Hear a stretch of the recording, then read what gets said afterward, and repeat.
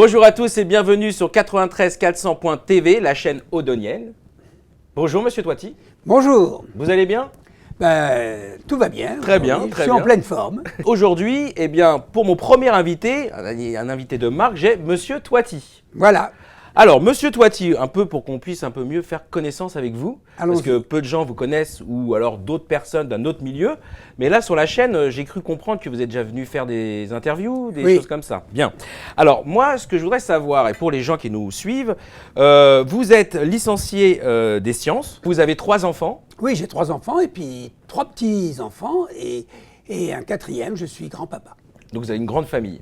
Oui, petit à petit, la famille s'agrandit. C'est bien, c'est bien. Moi, je commence tout juste. Je commence tout juste. Vous êtes devenu chef d'entreprise à l'âge de 21 ans. Oui, à l'époque, la majorité était à 21 ans et donc je ne pouvais pas être chef d'entreprise avant, sinon je l'aurais été à 18 ans. Aujourd'hui, on peut l'être à partir de 18 ans. Oui. Mais c'est bien déjà commencer à 21 ans quand même. Ben oui, je voulais être entrepreneur, créer ma propre vie, mon propre destin. Donc voilà, c'était mon idée fixe. Et vous avez eu aussi un prix. On vous a remis un prix par une femme qui était connue, qui était au MEDEF. Quel était ce prix? Ah, j'ai eu plusieurs prix dans ma vie, mais peut-être celui Décoration. auquel vous faites référence, j'ai eu le ruban d'or de la franchise, qui est rarement décerné à quelqu'un qui n'est pas ni franchiseur ni franchisé. Et donc, on m'a remis effectivement, le MEDEF, le ministre m'a remis le ruban d'or de la franchise. Voilà. Bon, félicitations. Parce que je suis un grand spécialiste de la franchise et du développement en réseau. Mais on aura peut-être Mais l'occasion ça, on va d'y revenir. Exactement. Voilà. Alors, vous avez 40 ans d'expérience et de savoir dans la création d'entreprise. Donc, vous avez Oui. commencé jeune. Oui. Ça, c'est bien. Et j'ai pas arrêté. J'ai toujours créé. Je crée encore. Alors, moi, ma première question, Monsieur Toiti, parce que vraiment, vous m'inspirez, vous êtes très sympathique, encore en plus en vrai, je vous vois enfin en vrai. Oui. D'où vous vient cette énergie? Pourquoi avoir créé autant d'entreprises? D'où vous vient cette passion? Qu'est-ce qui vous illumine comme ça? Alors, il y a certainement des choses qui m'échappent, mais il y a quelque chose qui est fondamental. C'est que je fais partie de ces gens qui ont été transplantés, des gens qui ont été quelque part immigrés. Je suis né en Algérie, et puis un beau jour, il a fallu quitter la terre natale, la maison natale, etc., et arriver en France. Et comme beaucoup, quand on arrive et qu'on n'en a pas le passé, ben on est obligé de se construire un avenir. Je pense que ça a dû influencer, vous avez des gens comme Afflelou et plein d'autres, qui ont été obligés de construire ce qu'ils ne pouvaient pas avoir derrière eux, puisqu'on abandonnait tout le reste. Voilà. Et puis après, je ne sais pas, après c'est le désir, la volonté, se lever le matin en disant qu'est-ce qui va m'arriver aujourd'hui, qu'est-ce que je peux faire, comment je peux créer. Les femmes procréent, nous les hommes, il faut qu'on crée, il faut qu'on invente, il faut qu'on imagine. Voilà. Et comme ça, depuis toujours, j'ai envie chaque matin de me lever, de me dire que tout est possible et que je vais peut-être pouvoir aujourd'hui rencontrer la vie, l'amour, la mort. Ah, la mort, enfin, je vous le souhaite pas, Monsieur Toiti. Franchement, on a besoin de vous encore, on a besoin de vous. Mais alors, ok, d'accord, ça vous illumine, vous avez de l'énergie, etc. Mais vous avez une vraie passion. Ok, entreprendre, c'est votre passion. Vous aimez créer, innover, inventer. Mais il y a quelque chose encore de plus profond avec ça, je suis sûr. Non, mais moi, je suis pour que chacun puisse créer son propre emploi, que chacun puisse créer sa propre activité. Je suis fondamentalement pour la liberté. Je suis pour la liberté d'entreprendre. D'ailleurs, j'aimerais bien qu'on mette ça dans la Constitution française. Je pense que c'est important de protéger la liberté d'entreprendre. Et donc, je suis pour ces libertés-là, qui me paraissent inaliénables, fondamentales. Et donc, je veux transmettre cela à tout le monde. Quand je rencontre des gens, je dis, mais bougez-vous, imaginez, inventez, créez votre propre destin. Je crois que c'est Marcel Camus qui disait créer, c'est donner une forme à son destin. Voilà, nous avons tous un destin et le fait de créer nous permet de dessiner une histoire, une vie. Puis on a tous envie peut-être de laisser une petite trace de notre passage sur Terre. Donc c'est ça, la création, c'est ce qui nous fait nous lever le matin avec cette idée que peut-être on va laisser une petite quelque chose de notre vie sur Et Terre. apporter votre pierre à l'édifice. Voilà, la pierre à l'édifice de l'évolution du monde, de l'innovation, d'une manière générale, de tout ce qui peut permettre aux gens d'évoluer vers un monde plus de démocratie, de liberté, de fraternité. Enfin bon, je suis un républicain. Ah oui, vous avez plein de beaux rêves en tout cas, parce que c'est vrai que quand on va dans la rue, on discute avec les jeunes ou les moins jeunes, des personnes qui se reconvertissent et qui veulent peut-être montrer leur entreprise. Mais nous sommes en 2014, Monsieur Toiti. Alors, ma première question, en 2014, comment faire pour entreprendre actuellement? Quelles sont les ficelles? Parce que c'est vraiment dur. Quand même. Ben, de toute façon, la règle de tout temps, c'est de l'audace, toujours de l'audace. Il faut beaucoup d'inconscience. Il faut avoir un idéal, avoir une idée force. Et puis, comme dit Paulo Coelho, aller au bout de sa légende personnelle. On a tous quelque chose à faire sur Terre. On n'est pas là par hasard. Le problème, c'est de savoir où est notre axe, dans quoi nous allons nous réaliser, dans quoi on va trouver du sens. Et c'est vrai que les contraintes, l'environnement n'est pas facile, mais dans toute crise, et nous vivons une grande crise, il y a en même temps des dangers, mais il y a en même temps des fabuleuses opportunités. Parce que quand tout le monde a peur et que personne ne bouge, c'est ceux qui bougent qui marquent des points. Donc c'est dans cette période-là que peuvent se révéler les talents, les créateurs, les entrepreneurs. D'ailleurs, vous avez vu un certain nombre de start-up, etc., qui, malgré la crise, ont réussi à innover, à inventer, à préparer le futur et ont de très belles réussites. Donc c'est difficile, mais il faut s'y atteler, il faut être plein d'optimisme, il faut avoir confiance dans son destin. Et puis après, le travail, ça c'est clair. Oui, non mais alors après, il y en a plein qui sont de bonne volonté, qui ont envie de travailler, Monsieur Toiti. Et le problème, c'est que, quelles sont les ficelles? Parce qu'à un moment donné, on veut créer une entreprise en France actuellement, même si on est bien plein de bonne volonté, on a même, allez, je suis gentil, aujourd'hui, on a un petit peu d'argent de côté, oui. On a un petit pécule, donc on se lance. Mais c'est dur parce qu'on a l'impression qu'en ce moment, on ne nous donne pas trop la chance pour entreprendre. Alors c'est vrai que dans d'autres pays, aux États-Unis, en Israël, je dirais qu'on félicite les entrepreneurs et même quand ils échouent, on les aide à repartir. Mais moi, ce que j'ai constaté dans mon histoire et dans tous les créateurs que j'ai suivis, parce qu'à travers mes activités, j'ai accompagné des milliers de créateurs, c'est que le véritable problème, c'est de jamais baisser les bras. Quand on a des difficultés, quand on a des problèmes financiers, quand on a des problèmes à résoudre, alors il faut aller taper aux portes. Alors on tape aux portes et on obtient des non, non, que ce soit les banquiers, que ce soit les investisseurs, etc. Mais dans ces cas-là, on continue, et on finit toujours par trouver quelqu'un qui vous tend la main.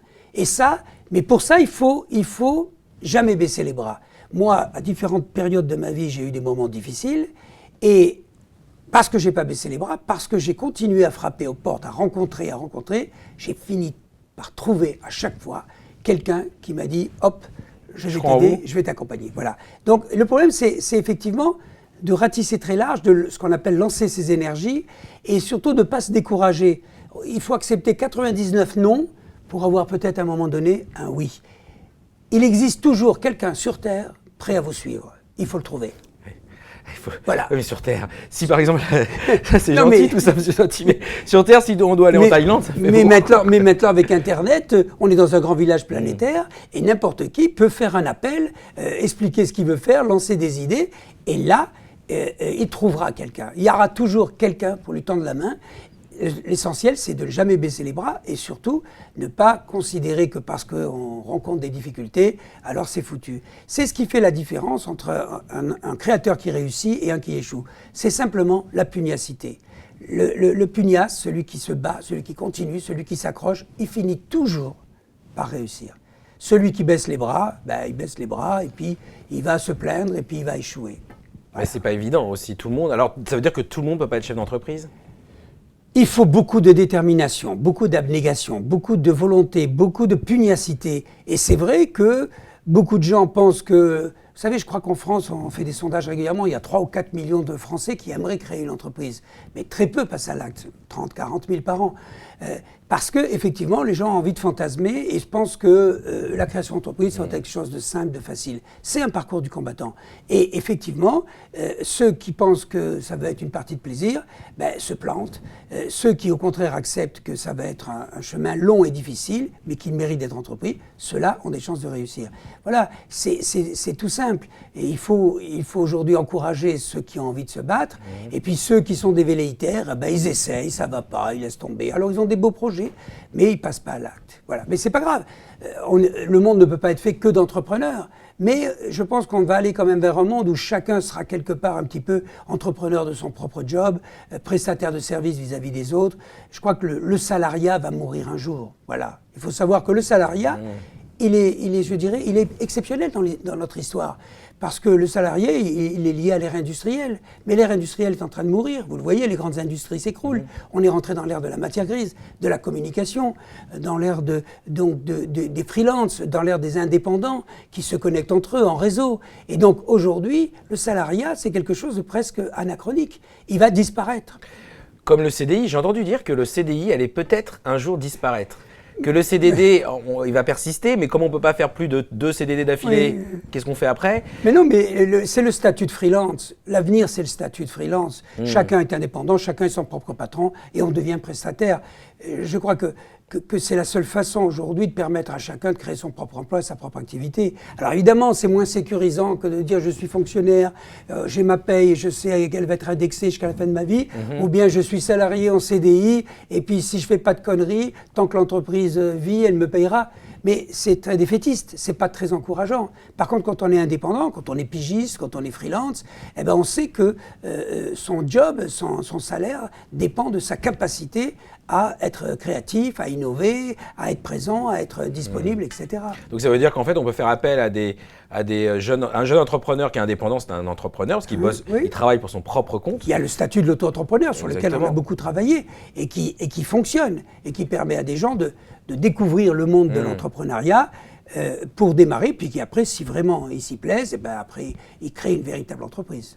Alors qu'est-ce que vous pensez un petit peu? Parce que c'est vrai qu'actuellement, on a l'impression que les entrepreneurs sont un petit peu mal vus en France. C'est-à-dire que c'est difficile on se dit entrepreneur, bon, bah, ça n'a pas une bonne réputation. Alors, évidemment, parce que d'abord, nous avons une culture judéo-chrétienne qui nous dit que l'argent est sale. La réputation dans la lutte des classes, c'est de dire l'entrepreneur, c'est un exploiteur, il veut s'en foutre plein les poches. Et donc, effectivement, à la différence d'autres pays, en France, l'entrepreneur est mal vu.